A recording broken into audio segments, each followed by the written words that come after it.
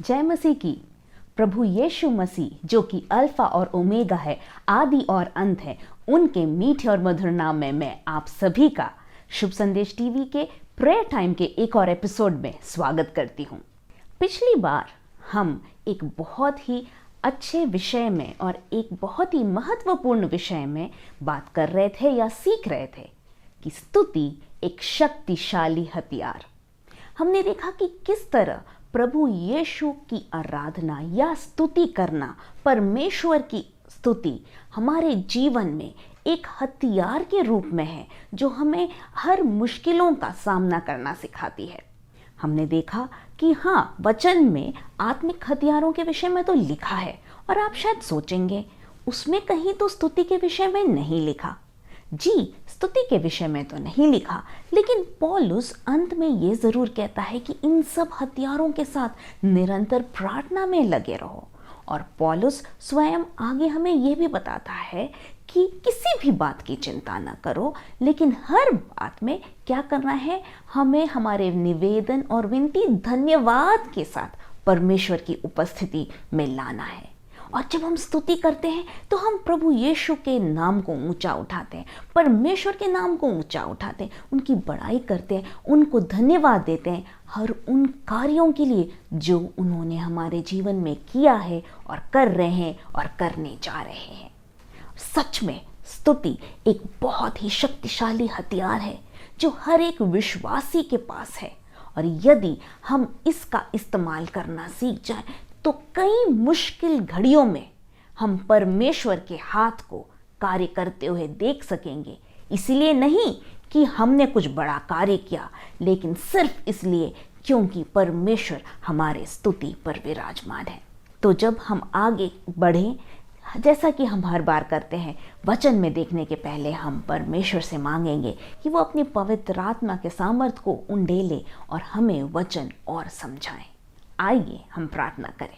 स्वर्गीय पिता परमेश्वर, प्रभु, हम आपकी उपस्थिति में आते हैं, धन्यवाद देते हैं कि आपने हमें ये स्तुति रूपी बलिदान अर्पण करने का ये मौका दिया। हम आपकी उपस्थिति में आते हैं, आपके नाम को ऊंचा उठाते हैं, और जब आपके वचन के सामने आते हैं, प्रभु अपने वचन से हमें सिखाएं ताकि हम अपने जीवन में आपकी बड़ाई करें, आपके नाम को ऊंचा उठाएं और आपके कार्यों को, आपके छुटकारे को हमारे जीवन में होता देखें। यीशु के नाम में आमेन, आमेन। तो जैसे मैंने कहा, हमने पिछले बार देखा आखिरकार हमें स्तुति क्यों करनी चाहिए। हाँ, स्तुति के योग्य परमेश्वर है, इसीलिए हम उनकी स्तुति करते हैं। तो सबसे पहली बात यही थी कि हम परमेश्वर की स्तुति इसीलिए करते हैं क्योंकि वो स्तुति के योग्य है। दूसरी बात हमने देखा था कि हम परमेश्वर की स्तुति इसीलिए करते हैं क्योंकि परमेश्वर का वचन हमें ये सिखाता है।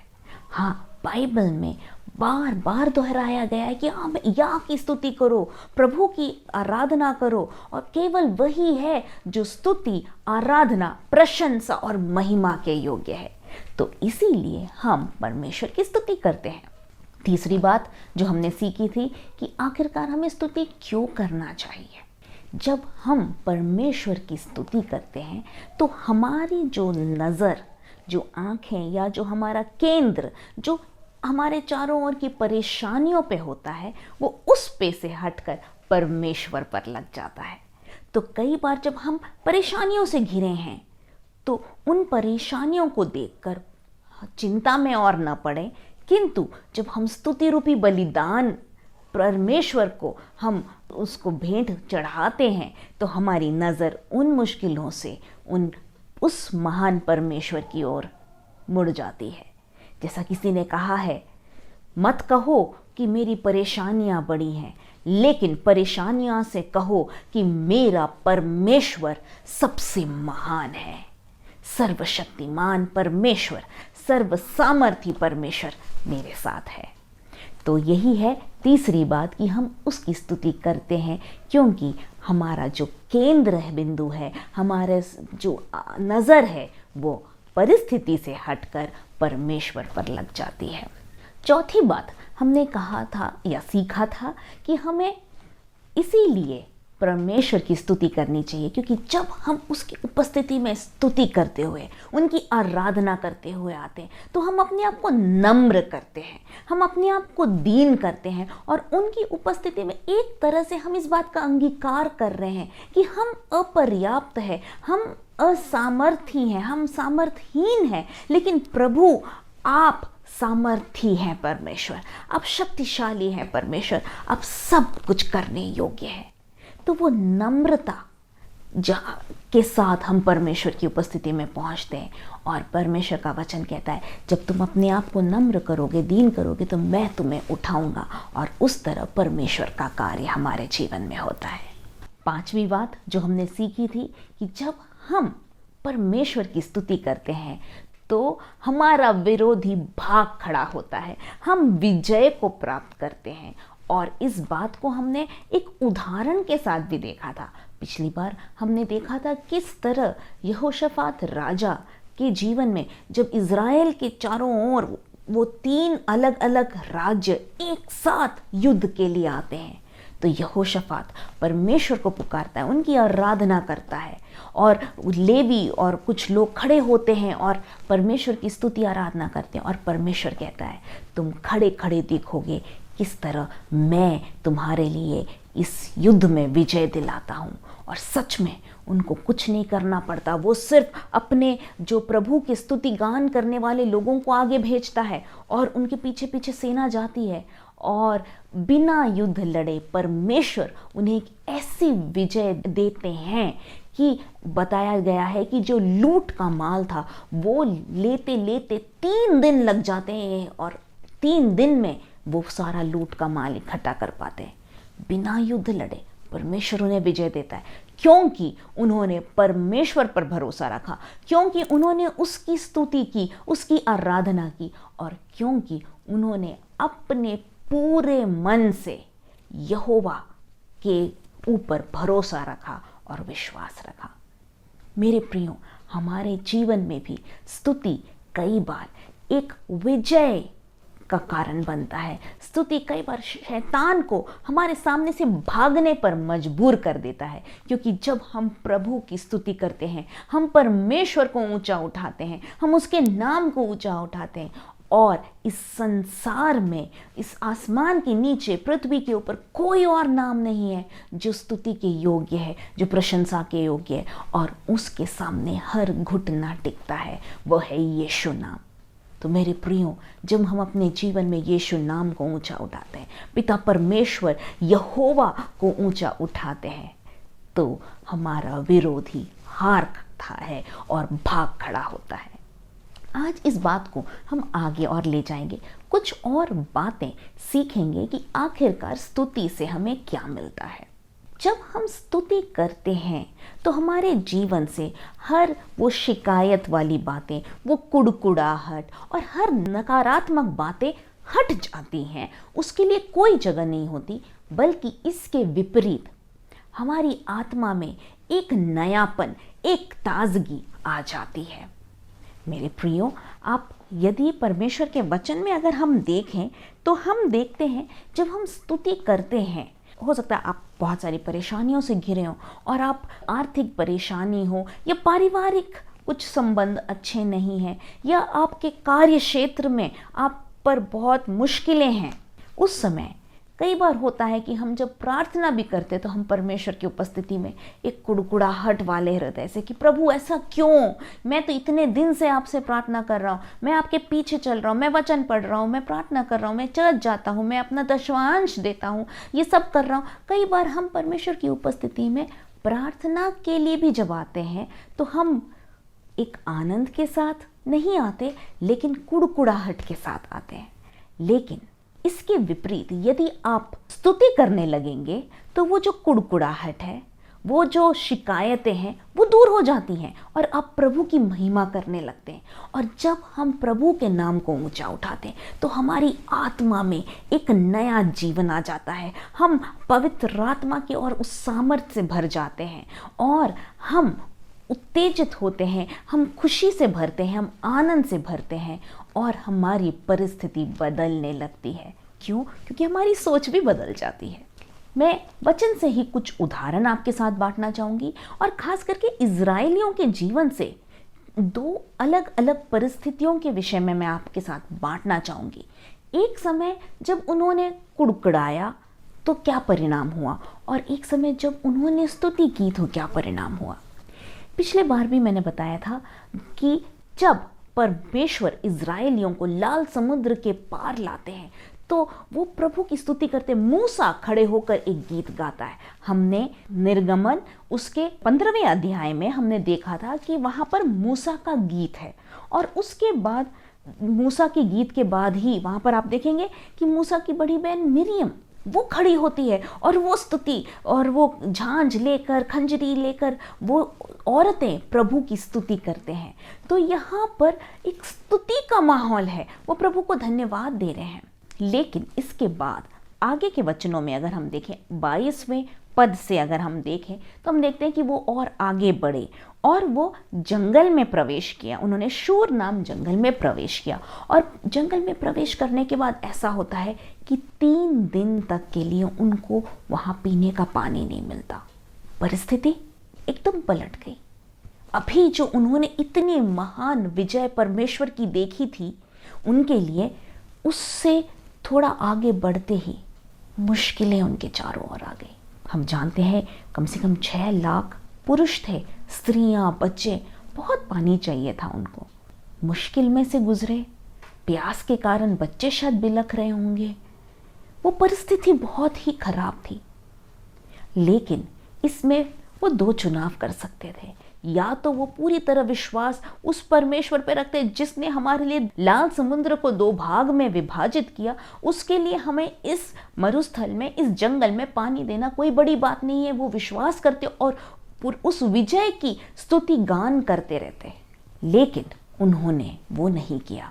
उन्होंने इसके विपरीत कुड़कुड़ाना शुरू कर दिया। उन्होंने बकबक करना शुरू कर दिया मूसा के विरुद्ध में।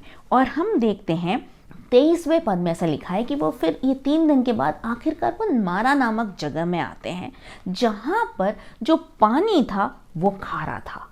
जब ये और परिस्थिति आई कि आखिरकार पानी मिला तो पानी भी खारा निकला, तो यहाँ लोग और कुड़कुड़ करने लगते हैं। हम अगर निर्गमन उसके 15वें अध्याय और उसके 23वें और 24वें पद को पढ़ें तो हम देखते हैं, यहाँ लिखा है, फिर मारा नामक एक स्थान पर पहुंचे, वहां का पानी खारा था, उसे वे न पी सके, इस कारण उस स्थान का नाम मारा पड़ा। तब वे यह कहकर मूसा के विरुद्ध बकबक करने लगे, हम क्या पिएं। आगे की कहानी हम जानते हैं कि किस तरह वहां मूसा परमेश्वर की उपस्थिति में प्रार्थना करता है, गिड़गिड़ाता है, और परमेश्वर उससे कहते हैं कि उस एक पेड़ को उस पानी में डालो और वो पानी मीठा हो जाता है। लेकिन यहाँ परमेश्वर का हृदय टूटता है, क्योंकि उसके चुने हुए लोग, जिन्होंने कुछ समय पहले ही परमेश्वर के एक बहुत बड़े, या कह सकते हैं बाइबल में दिए हुए एक सबसे महान एक आश्चर्य कर्म को देखा था, न केवल देखा था, उसमें से होकर गुजरे थे, और थोड़ी ही देर में कुड़कुड़ाने लगे। और यह बात बार बार हम देखते हैं कि रेगिस्तान में से होकर गुजरते वक्त जब वो कनान देश की यात्रा में थे, तो ये पहले के 14-15 दिनों में ही उन्होंने इतने बार कुड़कुड़ाया, इतने बार परमेश्वर के विरोध बातें कही कि प्रभु ने ये निर्णय लिया कि मैं जितने 20 साल की उम्र से बड़े हैं उनमें से केवल यहोशू और कालेब के अलावा कोई और उस कनान देश में प्रवेश नहीं कर पाएगा। और वह सिर्फ इसलिए था क्योंकि उन्होंने परमेश्वर पर भरोसा नहीं किया, उनका विश्वास उस पर नहीं था, और उनके मुंह में स्तुति नहीं थी, लेकिन बात बात पर वह पुरानी बातों को बोलते हुए कुड़कुड़ाते रहते, शिकायत करते रहते, और परमेश्वर के हृदय को ठोस मचाते रहते। इसके विपरीत हम आगे चल के देखते हैं कि 40 बरस बाद जब यहोशू के नेतृत्व में इज़राइल के लोग कनान देश में प्रवेश कर ही रहे थे, उनके सामने यरीहो नामक एक बड़ा शहर था, जिसकी शहर पनाह थी, और हम पढ़ते हैं, यदि हम यहोशू उसके 6वें अध्याय में देखें तो ये जो यरीहो नामक ये जो शहर था, उन्होंने उन कार्यों के विषय में सुना था जो परमेश्वर ने इज़राइलियों के लिए किया। किस तरह परमेश्वर ने उन्हें मिस्र में से निकाला, लाल समुद्र में मिस्र के लोगों को सबको मार डाला, सेना को नष्ट किया, और किस तरह और भी सेनाओं को नाश कर कर वो यहाँ तक पहुँचे थे। यरीहो के लोगों को परमेश्वर पर भरोसा था और वो घबरा रहे थे, और ये शहरपनाह पूरी तरह उन्हें प्रोटेक्ट कर रही थी या उन्हें बचाए रखेगी कर कर भरोसे में वो उस शहर के दरवाज़ों को बंद कर कर बैठे थे। इस समय यहोशू को परमेश्वर एक अलग ही कार्य बोलते हैं। परमेश्वर बोलते हैं कि यहोशू, तुम सारे इज़राइलियों के साथ इस शहरपनाह के चारों ओर हर दिन 6 दिन तक लगातार एक एक चक्कर लगाओगे।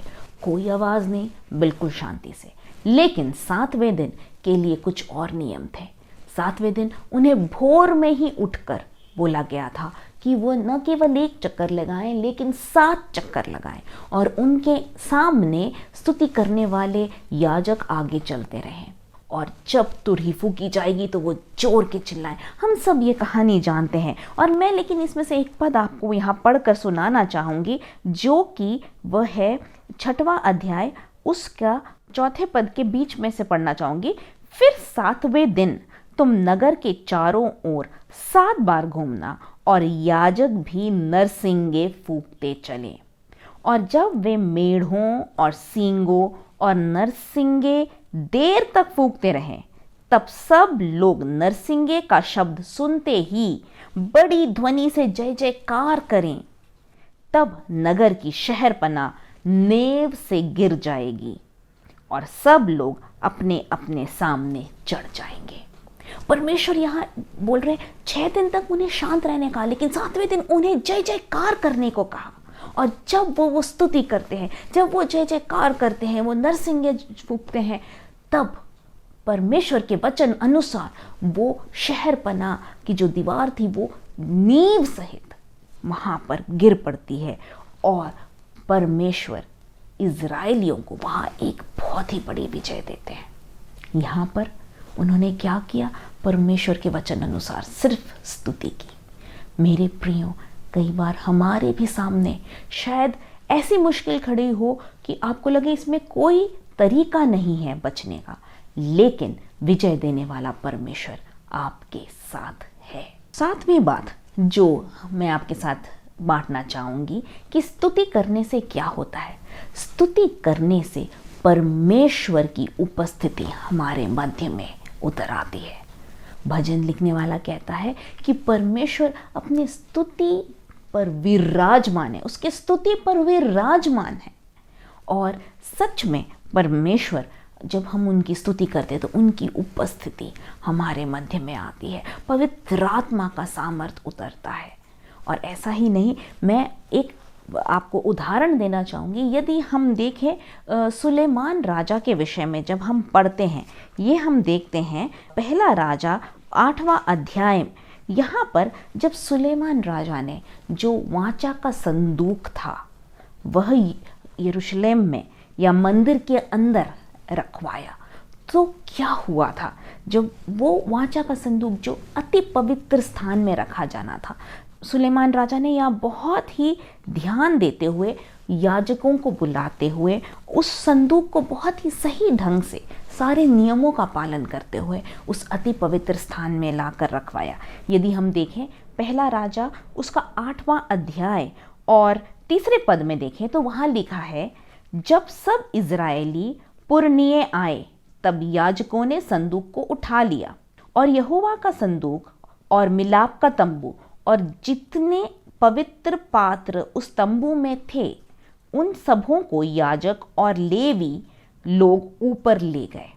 और राजा सुलेमान और समस्त इज़राइली मंडली जो उसके पास इकट्ठी हुई थी, वे सब संदूक के सामने इतने भेड़ और बैल बलि कर रहे थे जिनकी गिनती किसी रीति से नहीं हो सकती थी। हमने कहा कि परमेश्वर अपने स्तुति पर विराजमान है। पुराने नियम में बलि एक तरीका था परमेश्वर की आराधना करने का, उन्हें स्तुति पहुंचाने का। परमेश्वर का वचन ये कहता है नए नियम में कि अपने स्तुति रूपी बलिदानों को अर्पण करो। हमें आज कोई मेढ़ों या बैलों का बलि नहीं चढ़ाना, लेकिन हम जो बलि चढ़ाते हैं वो हमारे होठों से निकली हुई स्तुति है। मेरे प्रियो, जिस तरह यहाँ पर जब बैलों को और भेड़ों को, इतने भेड़ों को उन्होंने बलि चढ़ाया कि उसकी गिनती नहीं थी, और उसके बाद सारे नियम अनुसार जब कार्य किए, तो यहाँ पर 10वें और 11वें पद में हम पढ़ सकते हैं, जब याजक पवित्र स्थल से बाहर निकले तो यहोवा के भवन में बादल भर गया, और बादल के कारण याजक सेवा टहल करने को खड़े न रह सके, क्योंकि यहोवा का तेज यहोवा के भवन में भर गया था। मेरे प्रियो, जब उन्होंने वहां पर वो बलि चढ़ाया तो परमेश्वर की उपस्थिति वो एक बादल के रूप में, जिस तरह वो तंबू में आता था जब मूसा के समय में पर वो बादल उतरता था, उसी तरह जब यहाँ पर सुलेमान ने उस अति पवित्र स्थान में वो वाचा के संदूक को रखा और बलि चढ़ाया, परमेश्वर की उपस्थिति बादल के रूप में उतरी। मेरे प्रियो, आज हमारे जीवन में पवित्र आत्मा का सामर्थ्य उतरता है। जब हम मिलकर, परमेश्वर के लोग मिलकर हम कलीसिया में स्तुति करते हैं तो उनकी उपस्थिति उतरती है, पवित्र आत्मा का सामर्थ्य उतरता है, शक्ति उतरती है, और पवित्र आत्मा के कार्यों को हम देख सकते हैं। तो जब हम स्तुति करते हैं तो परमेश्वर की जो उपस्थिति है वो स्वयं हमारे मध्य में उतरती है। आखिरी एक बात और बांटना चाहूँगी कि स्तुति करने से क्या होता है। स्तुति करने से हमारे जीवन में परमेश्वर के कार्यों के लिए द्वार खुलता है, उनके अचंभे कार्यों के लिए हमारे जीवन में एक द्वार खुलता है, उनकी आशीषें हमारे ऊपर आने के लिए, पर हम स्तुतियों के द्वारा एक द्वार को खोल रहे हैं। जैसे मैंने कहा, परमेश्वर अपनी उस स्तुति पर विराजमान है। भजन लिखने वाला कहता है उसके फाटकों में धन्यवाद के साथ, उसके आंगन में स्तुति के साथ हम प्रवेश करेंगे। हमारे जीवन में जब एक निरंतर स्तुति का अनुभव होता है तो हम विजय से विजय को देख सकते हैं। हाँ, हो सकता है कि आप सोचे प्रभु मैं इतना प्रार्थना कर रहा हूँ, मेरे जीवन में आशीषें क्यों नहीं।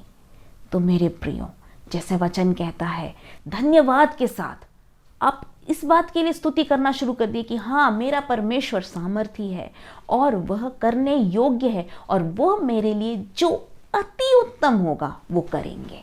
जब आप इस बात पर भरोसा करेंगे और उनकी स्तुति करने लगेंगे तो परमेश्वर के अद्भुत कार्य हमारे जीवन में होंगे। मैं जल्द ही आपको 2 उदाहरण देना चाहूँगी, लेकिन उसके पहले मैं बताना चाहूँगी कि दाऊद राजा, उसने स्तुति का जो महत्व था उस चीज़ को बहुत अच्छे से समझा। और पुराने नियम में अगर देखें तो हम देख सकते हैं, पहला इतिहास उसके 16वें अध्याय में, यहाँ पर वो समय है जब मंदिर, सुलेमान का मंदिर नहीं था, उसके पहले की बात है, और दाऊद चाहता था कि ये वाचा का संदूक किसी तरह यरूशलेम में पहुँचे। पहली बार वो अनजाने में उसको लेके आने की कोशिश करता है और कुछ घटना घटती है, लेकिन दूसरी बार वो सब बातें समझकर, पढ़कर परमेश्वर के वचन के अनुसार करता है, और आखिरकार ये वाचा का संदूक यरूशलेम में लाया जाता है। और उसके बाद यदि हम 16वां अध्याय देखें तो उसके पहले पद में लिखा है, तब परमेश्वर का संदूक ले आकर उस तंबू में रखा गया जो दाऊद ने उसके लिए खड़ा कराया था, और परमेश्वर के सामने होम बलि और मेल बलि चढ़ाए गए। यहाँ पर भी देखते हैं हम क्या कर रहे हैं, वो परमेश्वर को बलि चढ़ा रहा है। और न केवल इधर, वो वहाँ रुकता नहीं है। यदि हम 4थे पद को पढ़ें तो यहाँ हम देख सकते हैं, तब उसने कई लेवियों को इसलिए ठहरा दिया कि यहोवा के संदूक के सामने सेवा टहल किया करें और इज़राइल के परमेश्वर यहोवा की चर्चा और उसका धन्यवाद और स्तुति किया करें। उसने लोगों को चुनकर अलग किया। लेवियों में से उसने अलग अलग लोगों को चुना और कहा, 5वें पद में कहा गया है कि इनका मुखिया कौन था? आसाफ था। और वे अलग अलग जो यंत्र थे, वाद्य यंत्रों को बजाकर परमेश्वर की स्तुति करते थे। दाऊद स्तुति के बल को जानता था। वो जानता था कि स्तुति एक शक्तिशाली हथियार है उसके हाथ में, और उसने जब परमेश्वर की स्तुति की तो उसके जीवन में बहुत से अद्भुत कार्य हुए। मैं जल्दी से नए नियम में से भी आपको 2 उदाहरण देना चाहूँगी कि किस तरह स्तुति से लोगों ने परमेश्वर के कार्यों को देखे।